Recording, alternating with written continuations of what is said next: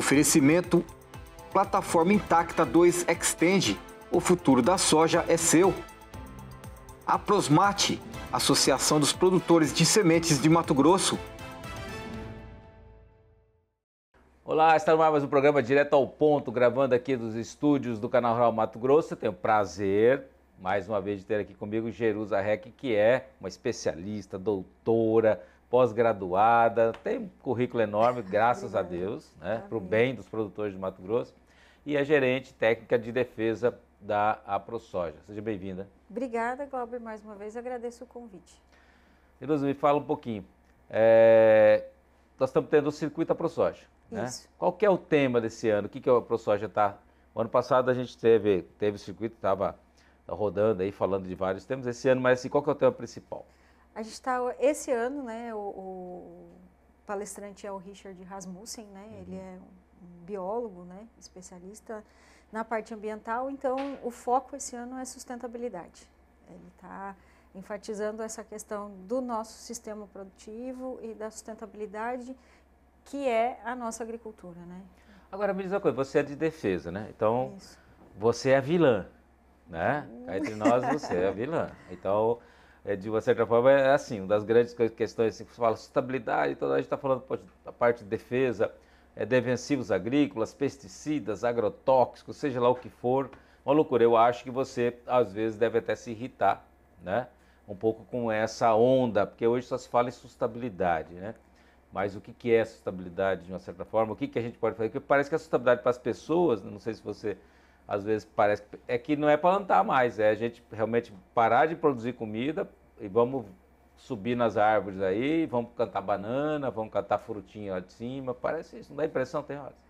Dá uma impressão de que as pessoas querem, né, retroagir, voltar, né, ao que era, as florestas, enfim, logo no começo. Mas o que a gente tenta como instituição é explicar para a sociedade em geral como é o nosso sistema produtivo, de que forma funciona uma fazenda, como que o produtor ele produz o alimento e ainda consegue preservar, né? Hoje a gente tem um código florestal extremamente rígido na questão de legislações ambientais, não só o código florestal, mas como as outras legislações nossas que o produtor precisa cumprir, vai aí desde INDEA, SEMA, né? Enfim, uma série de pré-requisitos para ele colocar a lavoura, né, no chão, para ele semear, para colocar o grão no chão, para colher. Então, assim, existe todo um trabalho que é feito pelo produtor que talvez a sociedade ela não enxerga. Eu falo urbano, né? Quem é urbano e não tem convivência com o produtor rural.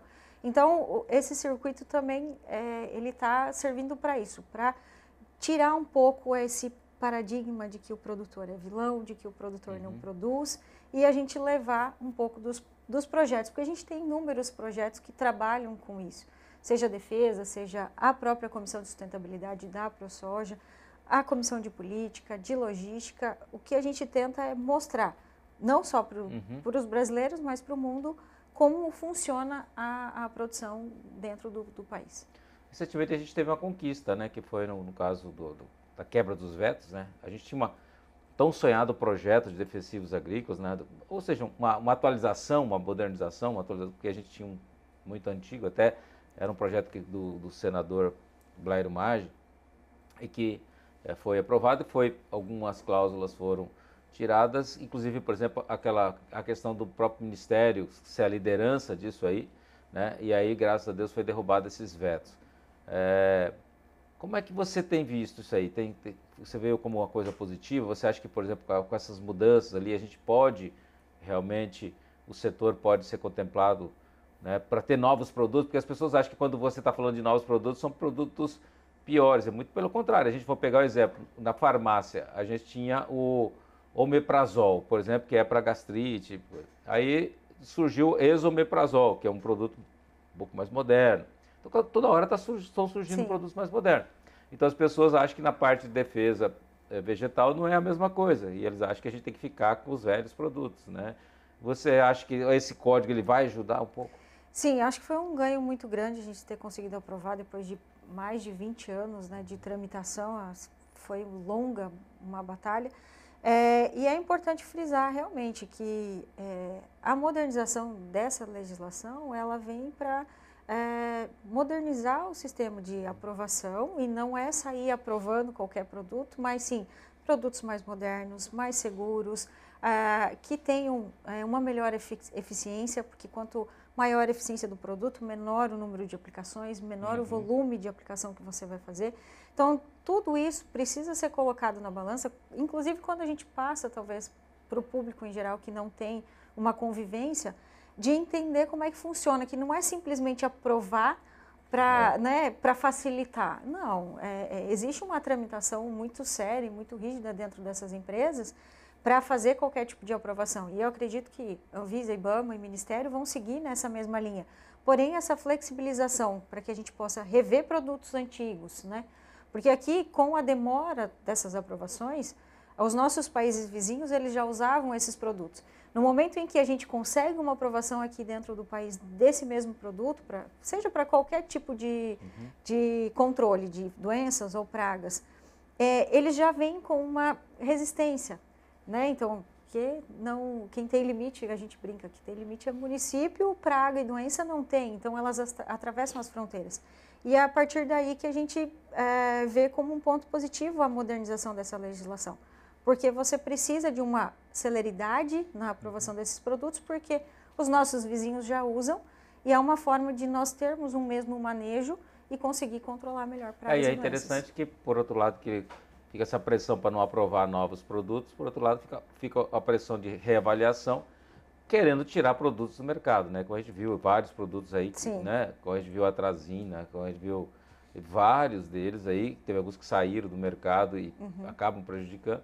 E por outro lado não tem coisa nova. Me fala um pouquinho sobre a questão de biológicos, vocês que acompanham muito a questão dos biológicos, tem aumentado, continua, porque uma época estava aumentando bastante, e agora continua ainda, o produtor continua ainda já usando essa ferramenta cada vez mais? O produtor usa essa ferramenta, eu acho que cada vez mais consciente do uso. Muitos produtores, eles entenderam que a produção do biológico, ela precisa ser muito bem feita, então hoje você não tem mais tempo para amadores na produção, né? O que a gente vê com as informações de pesquisa é que os produtores também estão se informando para cada vez produzir micro-organismos de qualidade e realmente ser efetivos. E hoje a gente vê realmente, vamos dar um exemplo da cigarrinha, né? O uso de micro-organismos para controle da cigarrinha.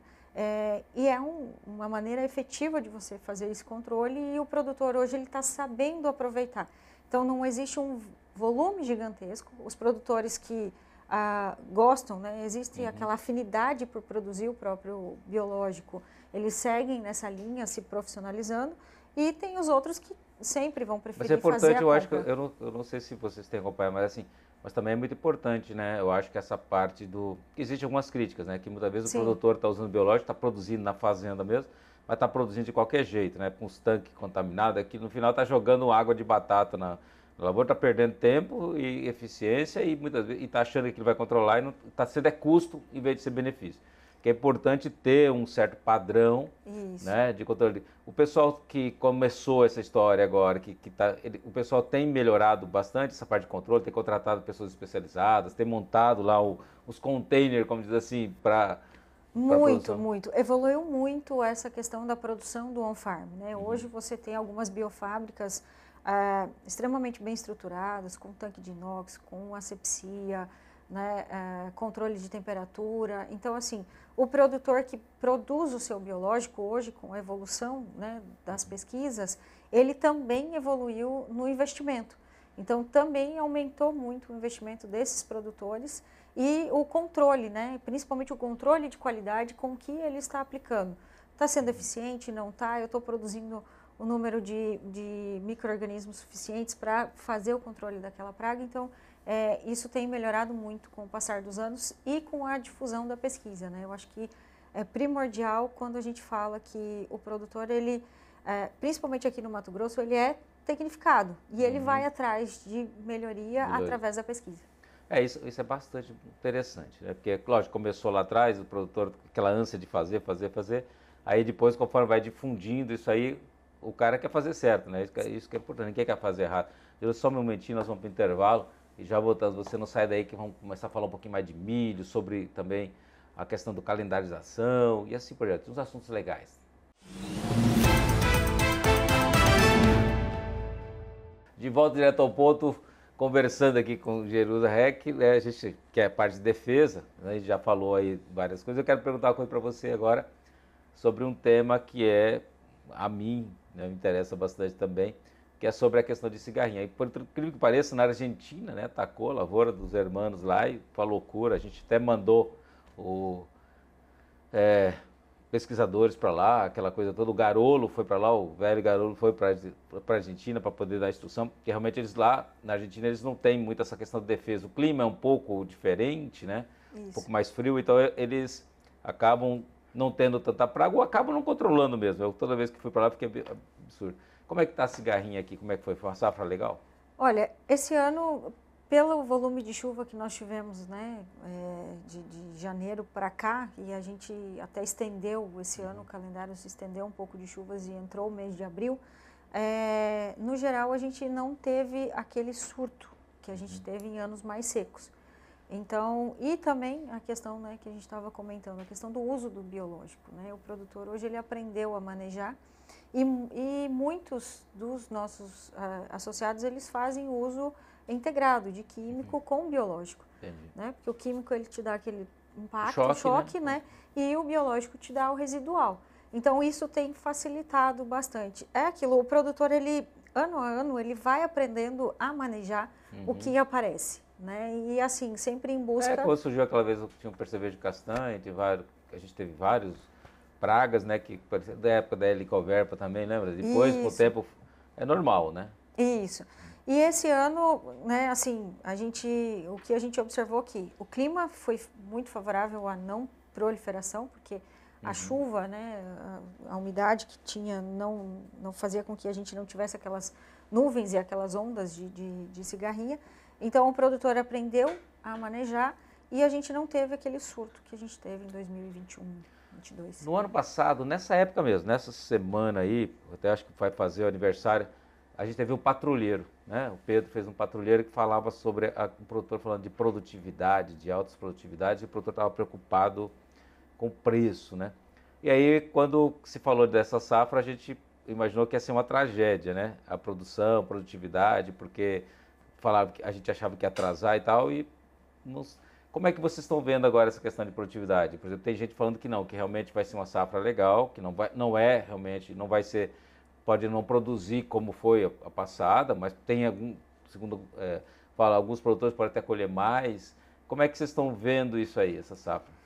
O milho, até pelo fato a safra de soja realmente foi, né, uma das mais problemáticas. Uma tragédia, né? Que se teve aqui dentro do estado e que se teve relato.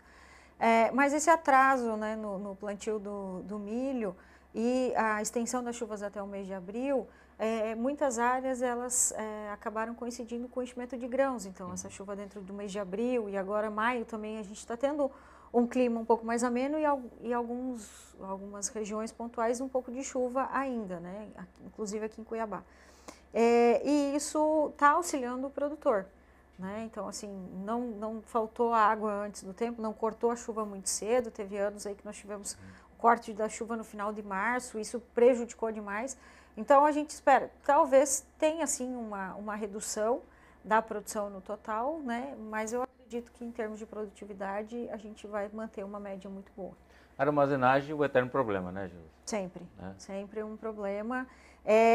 Até nós não ampliarmos a nossa capacidade estática, eu acredito que, independente se nós tivermos uma quebra ou uma redução ali da produção, sempre vai ser um problema, porque o nosso déficit de armazenagem é muito grande. É muito alto, né?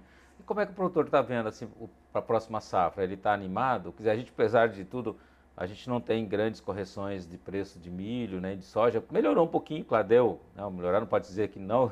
Você sai de 100 para 120, é 20%, né? Então, uma ótima entendeu? Mas melhoria. apesar de 120 ser um preço ruim ainda, mas, né, só 20% que subiu. Mas, no caso, o produtor, qual que tem sido? Vocês que têm recebendo o produtor o tempo todo, apagando incêndio, né? Você é meio bombeira, né? Também. Então, o que acontece? Como é que está a expectativa do produtor? O produtor, ele, depois de uma safra que a gente teve, né, meia frustrante, né, meia não, bem frustrante para alguns produtores ali, acho que a safra de milho vai dar uma respirada. E o produtor é um eterno entusiasta, né? Ele sempre tem aquela inspiração e fala, não, esse ano vai ser melhor. Então, a expectativa é boa, né? Por mais né, a gente não tem aquele preço que todo mundo gostaria que tivesse, né? Porém, teve um aumento. Então, assim, o produtor, ele está começando a se ajustar. Existe muito aquela questão, né, de cobertura, né, do custo operacional, subiu bastante. Então, eu acho que hoje o produtor, ele é um entusiasta, ele sempre se empolga numa próxima safra, porém a gente tem ainda essa questão dos custos, então ele está ficando um pouquinho mais cauteloso. Mas eu acredito que se o clima decorrer né, de acordo com o previsto, eu acredito que a gente vai ter uma boa safra. Geraldo, você que é da defesa, né, esse ano passado, né, a safra passada, de soja que colheu agora, nessa safra que passou, a gente teve, alguns produtores tiveram o direito de poder antecipar, né? Então a gente tinha um vazio sanitário dia 15 de setembro, se não me engano, e alguns produtores entraram com pedido, com a justificativa de semente, produção de semente, anteciparam para 1º de setembro, alguma coisa assim. Isso. Né? E eu sei que na época houve bastante reclamação, para a soja reclamou bastante, e agora veio para todo mundo, né? Para todo mundo pode plantar, que é 1º de setembro, ou seja, quando você começa antes, também vai terminar, lá vai encurtar também, ou não encurta? Esse ano nós tivemos 2 alterações bem significativas. Primeiro foi a mudança do período do vazio sanitário, né? Então são 2 datas importantes de frisar que são coisas diferentes. O vazio sanitário, que neste ano vai iniciar no dia 8 de junho e vai até o dia 6 de setembro, né? Então houve uma antecipação, porque em anos anteriores o início do vazio era 15 de junho, então mais ou menos ali uma semana. E até 15 de setembro. E até 15 de setembro. E o calendário de semeadura, esse ano adiantou-se para 7 de setembro. Então, a gente sempre tinha um início ali no dia 16 de setembro. Então, também 8 dias e vai até 7 de janeiro. Né? Então, essa flexibilização para janeiro auxilia se você tiver um atraso das chuvas, porque o produtor não precisa pedir nenhuma excepcionalidade. Principalmente a região leste do estado. Isso, né? Que tem as chuvas um pouco mais tardias. Porém, essa antecipação do início do calendário, mas principalmente a antecipação do vazio sanitário, gera um pouco de preocupação, porque na última safra, alguns produtores que deixaram de plantar milho foram para o gergelim. O gergelim, ele é uma cultura mais tardia, e nós tivemos aí, em área de gergelim, um aumento de 62%, né, da cultura dentro do estado. É uma área bem expressiva. E algumas áreas não vão não vão estar prontas para colheita até a data do início do vazio. E a gente tem o problema do controle da soja guaxa dentro da lavoura de gergelim.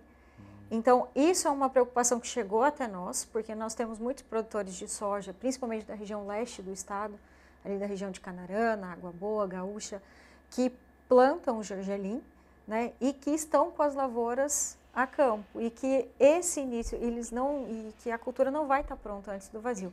Então, isso gera um pouco de preocupação de que forma que o nosso órgão de defesa vai atuar em cima dessas lavouras comerciais.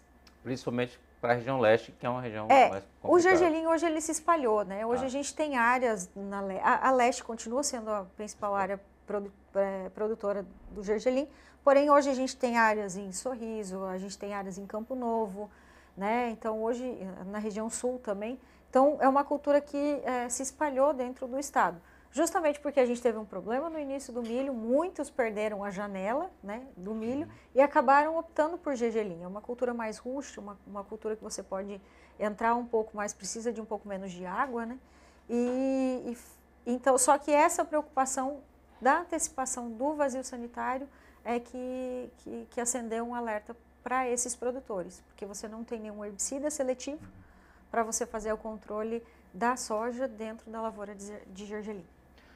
Para a gente encerrar, a gente tem falado muito em sorgo. Como o sorgo, você tem visto o produtor estar interessado em sorgo? Tem alguma perspectiva ou vocês não estão acompanhando o sorgo? Nós temos alguns trabalhos dentro da área experimental, né, com alguns resultados bem positivos com relação ao sorgo.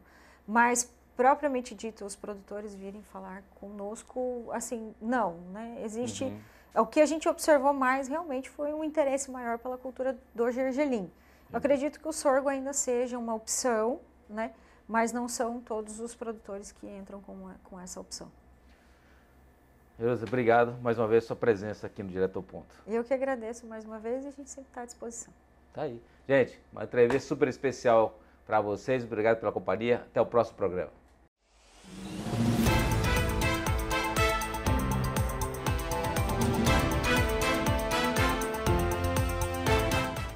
Oferecimento Plataforma Intacta 2 Extend. O futuro da soja é seu. A Prosmate, Associação dos Produtores de Sementes de Mato Grosso.